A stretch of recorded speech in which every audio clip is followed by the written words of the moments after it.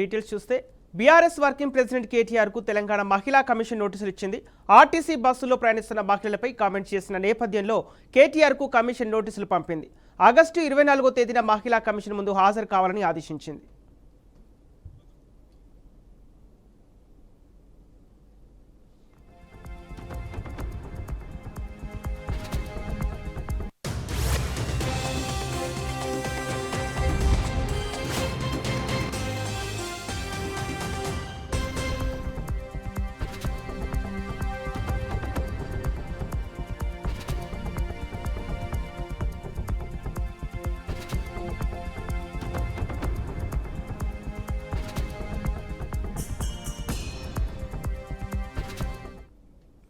కాగా తెలంగాణలో కాంగ్రెస్ ప్రభుత్వం ఆర్టీసీ బస్సులో మహిళలకు ఉచిత ప్రయాణం కల్పించింది. అయితే ఇటీవల బస్సులో ప్రయాణిస్తున్న కొందరు మహిళలు చేస్తున్న పనులపై కేటీఆర్ కొన్ని కామెంట్స్ చేశారు.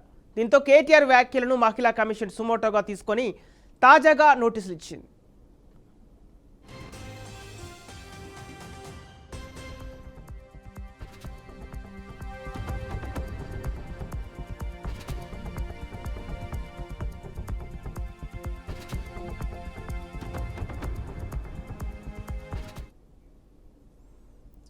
దీనికి సంబంధించిన పూర్తి డీటెయిల్స్ మా రాజమౌళి సార్ ఫోన్ ద్వారా సిద్ధంగా ఉన్నారు. బీఆర్ఎస్ కేటీఆర్ కి మహిళా కమిషన్ నోటీసులు ఇవ్వడం వెనుక కారణాలేంటి?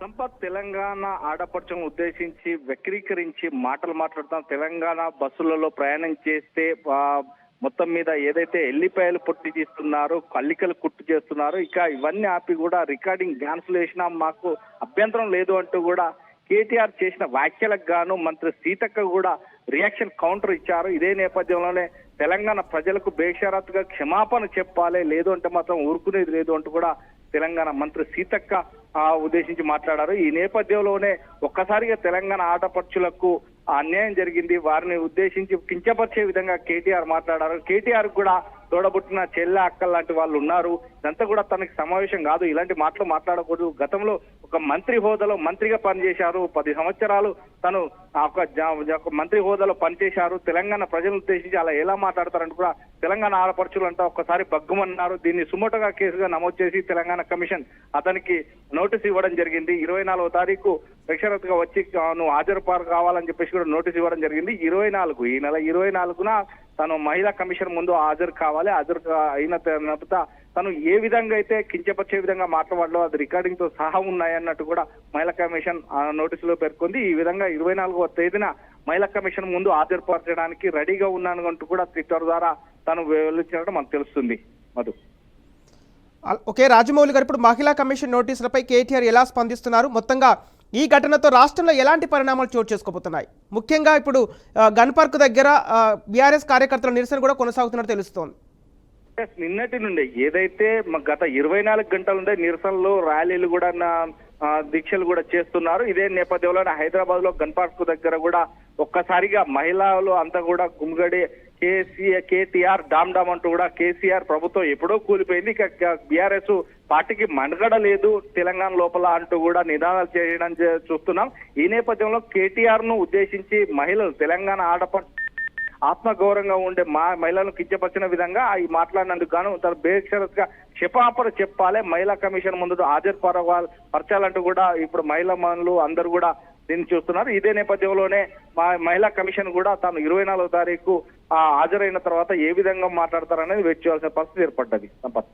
ఓకే రాజమౌళి గారు, ఇప్పుడు ప్రతి ఒక్క ఫ్యామిలీకి ఒక్కో బస్సు ఇచ్చి బస్సులో రికార్డింగ్ డాన్స్ చేసుకోవచ్చని కేటీఆర్ వ్యాఖ్యలపై కాంగ్రెస్ శ్రేణులు ముఖ్యంగా ఏ విధంగా స్పందిస్తున్నారు? కేటీఆర్ మాటలకు ఒక్కసారిగా కాంగ్రెస్ నాయకులందా కార్యకర్తలు కూడా బగ్గుమన్నారు. ఇప్పటికే కేటీఆర్, కేసీఆర్ దిష్టి బొమ్మలు కూడా దహనం చేసినట్టుగానే తెలుస్తుంది. ఇదే నేపథ్యంలోనే తాను ఉదయం పుట్టిన కేటీఆర్ ట్వీట్ కూడా చేశారు. నేనేదో స్లోలా అన్నేశాను అని చెప్పడం జరిగింది.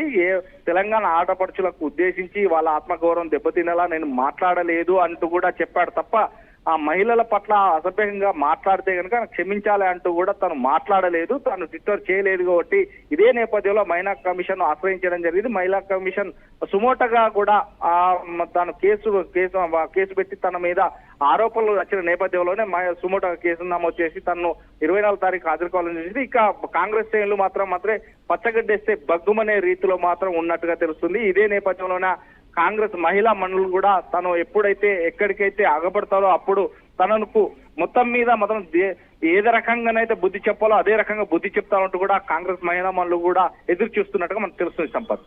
ఓకే రాజమౌళి, మొత్తంగా ఇప్పుడు కేటీఆర్ ఎప్పుడు మహిళా కమిషన్ ముందు హాజరయ్యే అవకాశం కనిపిస్తుంది?